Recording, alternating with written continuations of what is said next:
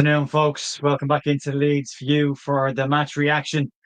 A really disappointing end of what I was hoping to be talking about a pretty decent point away from home, and maybe talking about Leeds potentially even getting more from that game, but it wasn't to be in the very end. Some really tough, bad luck right at the end of it. And if you don't have bad luck, maybe you've got nothing at all, and that's unfortunately what's happened to Leeds today. We'll get into the comments. We couldn't do our match. I watched it on off today, didn't work, so we did manage to get a good look at the game, but we'll go through the game in a lot more detail. But I suppose the overview for me, or the overall sentiment from this game for me, is started both halves really, really well, dropped off towards the end of both halves. I thought Leeds probably did enough to deserve at least a point by the end of it, but they did set off the changes. I don't think helped Leeds today. I think it forced us back an awful lot deeper, which was really, really disappointing. But we'll go through it in more detail because there was a lot to like about Leeds, but the top line, and I suppose the headline will be for this game: no goals from open play in 4 Premier League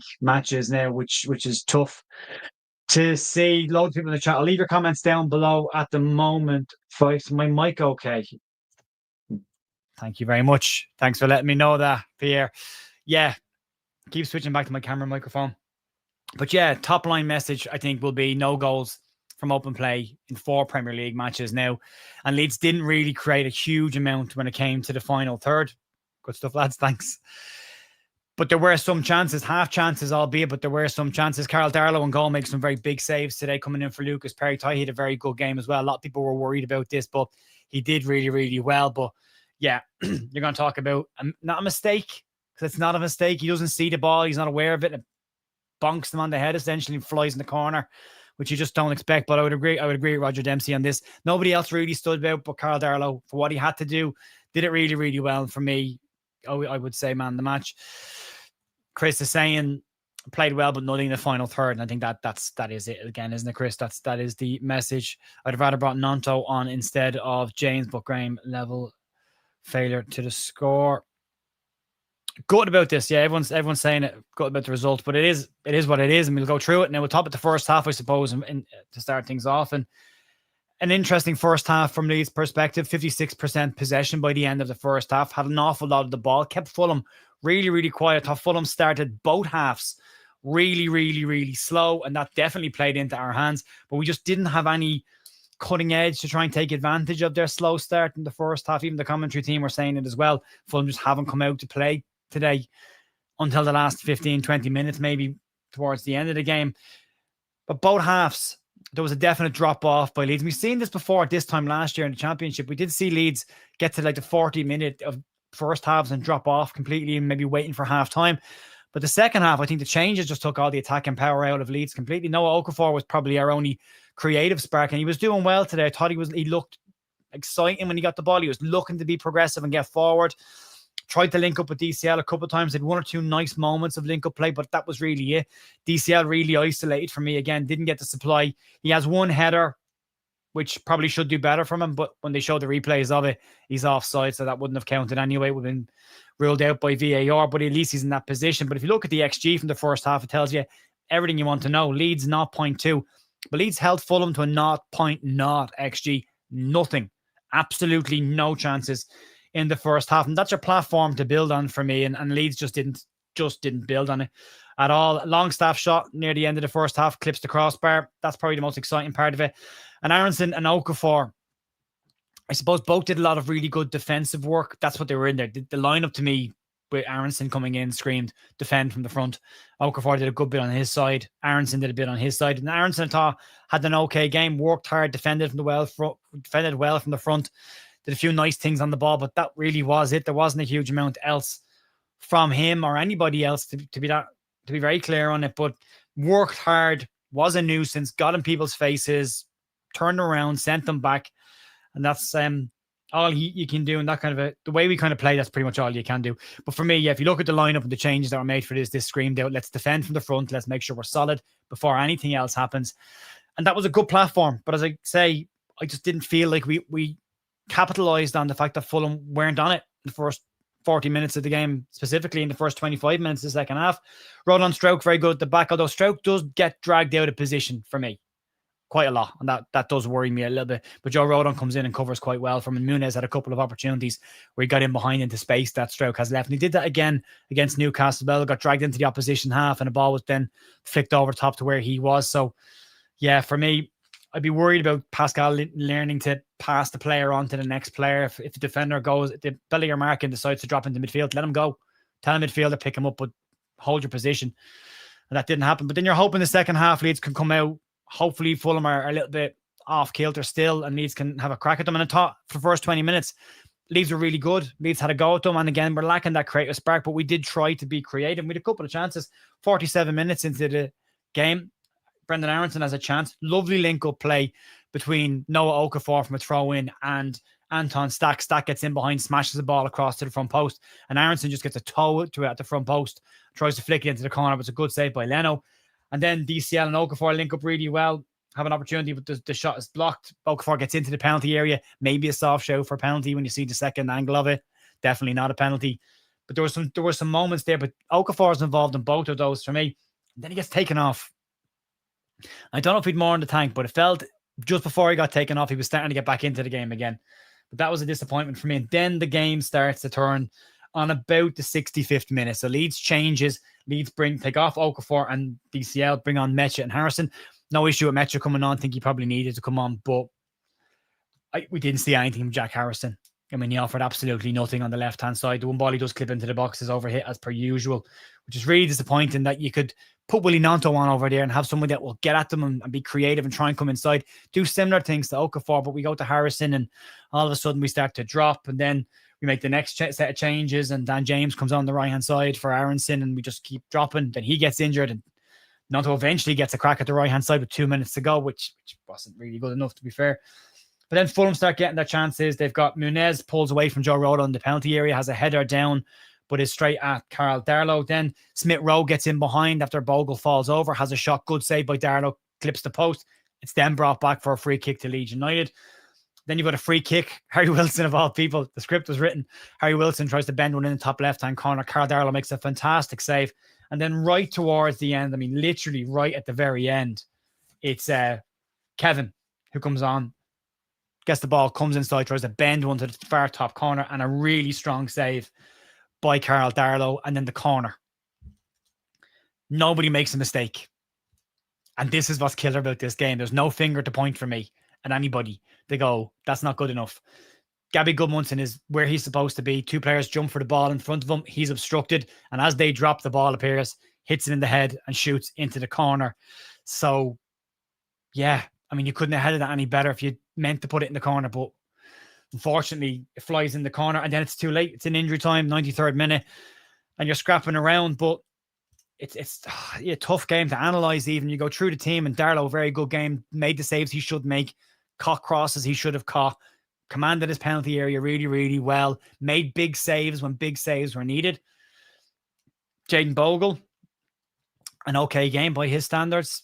Got it forward, got up and back, defended well, didn't probably get in behind as much as he would like to try and put balls into the penalty area, but nothing wrong on his side of the pitch. You go to the left-hand side, I thought Gabby Goodmunson was playing very well, was having a really good game, was looking after whatever wide player they had. Wilson was non-existent. I mean, I wouldn't be going out and trying to buy Harry Wilson in January, if I'm being honest. I didn't see an awful lot there that makes us better, if I'm being really honest. Gabby Goodmunson keeps him really quiet. Then Traore comes on, big, strong lad, tries to throw a bit of his weight around. Goodmunson deals with that as well. Very, very solid from him.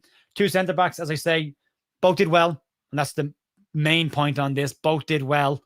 But I do feel Pascal Stroke gets dragged out of position a little bit and causes a little bit of panic behind him then. Rodon has to get away. And maybe that's deliberate. Maybe he's been told to mark the striker. Wherever he goes, you go and we'll cover. But yeah, that's the one worry. But we got, not that it cost us today, because it really didn't. With the midfield three, Ethan Ampadu, not his best game, not his worst game. Coming back from an injury, Daniel Farke was always going to put him straight back in. That's what he does. Did it this time last year in the championship, and it didn't work out particularly well in that game. But he did get up to speed. Eventually, he was taken back out in the next one, then eventually put back in when he was sharper. But was fine. The long throw is a weapon whenever we get a chance to use it, although we don't think we used it well enough today. Anton Stack, for me, not his best game for Leeds. A bit disjointed in his passing going forward. Wasn't connecting balls through to people, but defensively was working hard and getting in front of people and being aggressive. Sean Longstaff was, I thought, very good in the middle of the park, doing what he has to do, win the ball back, get us going forward, bring it out from the back, pass it, move it, pick the tempo up when we have to. But just okay. Just okay. Everyone was just about okay. Then the wide players, Okafor has a bit about him. You can see that. The more games he gets, the fitter he gets, the more we'll see of that. But he was where the goal was going to come from, either an assist from him or something he did that created a bit of space. And it didn't happen. He was taken off then for me probably too soon. I think we went for a draw probably earlier than we should have. I think the right thing to do was to continue going as we were going. That was bringing us joy. It was keeping us well in the game. It was putting us in positions to possibly get a point or maybe even get a goal. And then the changes just took the sting out of it. On the right-hand side, Aronson worked hard, ran around, was busy, got in people's faces, was a nuisance, turned their defense around. So you have to kind of, Aronson and Okafor's games are attacking and defending because that's what they're there for from Farke's setup. Both defended very, very well. Attacking-wise, Okafor did probably a bit more than Brendan. But Brendan was there. He won the ball back a couple of times. But again, you have nobody to give that ball in field. There's no number 10. So you've no one to give it inside to maybe create something. So you're hoping on Brendan's going to create something on the right-hand side surrounded by 3 or 4 players. That's difficult for anybody to do. So it's a tough gig there. And then they're both withdrawing the substitutes that come on. Dan James didn't do a whole lot. A couple of little runs that looked interesting. But then he gets in. It looks like he's hurt his back off the ball. He's just pulled up running. And down he goes and Nanto comes on. Harrison came on. Didn't do an awful lot. Took a free kick. Overhit it. Standard stuff from Jack. I mean, are we really saying that Jack Harrison is the player that should be coming off the bench ahead of Willie Nanto for a game that you could possibly get something out of? For me, that's the mistake. For me, I didn't see the point of it, and I left Fulham back into the game, those changes. And I think we got our changes probably wrong. Not necessarily the personnel wrong, but I think we probably got the timing wrong completely. But here we go again. Robbie Evans' comments will be digested for the next 7 days about having enough and being happy with the squad. Farke wanted creative players, doesn't get them.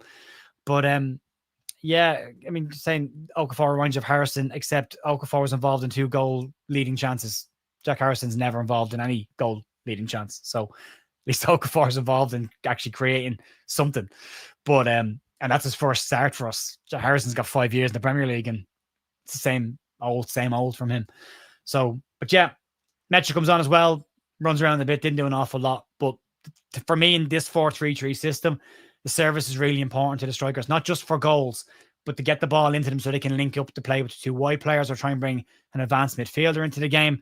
But they were isolated. They were completely isolated. We didn't get up the pitch fast enough when we were in transition. But when we defended in transition, we actually defended really, really well. And that's the point. I think this game was to get a point here. And I would have loved a point here. I think it would have been a really good result to get a point there and then go to Wolves and look for 3 there. And there's 4. But it's really disappointing the way the game ends the way it is. Farke maybe has to look at the defense a little bit, not massively, because outside of mistake, it's probably a clean sheet, so it's probably overreactive to say put Bial in. I think he's a better defender than Stroke, if I'm being honest. I think Stroke's probably a better footballer than he is, so it depends on what you want to get. But yeah, Kevin does look the biz, John. He does. Player we would have all liked, but we weren't in the market for. But yeah, outside of that, I mean, it's not an awful lot to talk about. A pretty uneventful game. The weather probably didn't help either, but there just really wasn't a huge amount going on or worth talking about.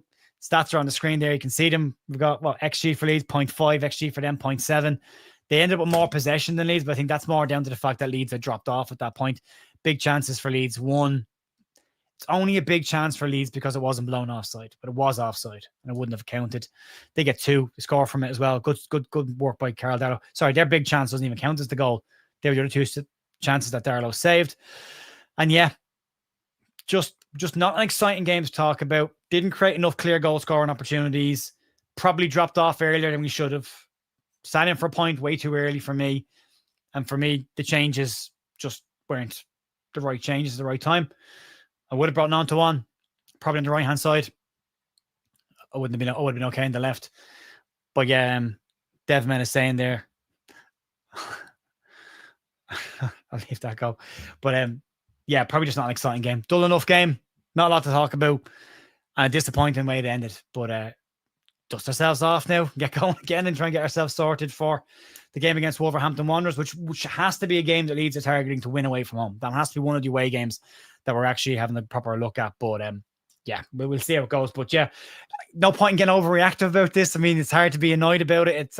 You definitely can't be impressed about it. But yeah, really disappointing end to what would have been, I suppose, a decent point for us. We would have probably talked about the fact that we could have probably got 3 points here. We could have pressed on more. We could have done a little bit more stuff, but we didn't. We sat back way too early. I mean, losing 1-0 to Gabby Goodmunson, OG, and I felt sorry for him because he was very good today. But that's it, folks. That would be pretty much it. So not an awful lot else to talk about outside of that. We're back Monday morning with the Leeds news. If you're dipping into the channel, if you could watch the news on Friday, that would really help us out as well. It's a really tough week last week with the videos and streams and that. So don't have to go and get a full-time job. So I can't do this anymore. But yeah, some people may have imploded. I just don't think I can get that worked up about it. I'm annoyed about the substitutions. I think they killed Leeds forward play. And I think that's what left Fulham back into the game. Ultimately, that's what left Fulham back into the game. As soon as Leeds stopped going at them, they get space to run into, and we stopped pushing on. And that was a problem. That's defending for the front for me, is keeping them in their half, keep pushing against them, keep pushing them back into their own penalty area. Don't let them out. Don't let them settle. We didn't against Newcastle. We didn't against Everton. And today we did. Last 20 minutes, we dropped off and let them back into them. Changes are wrong. Jack Harrison's not the answer. If he is the answer, I don't know what the question is.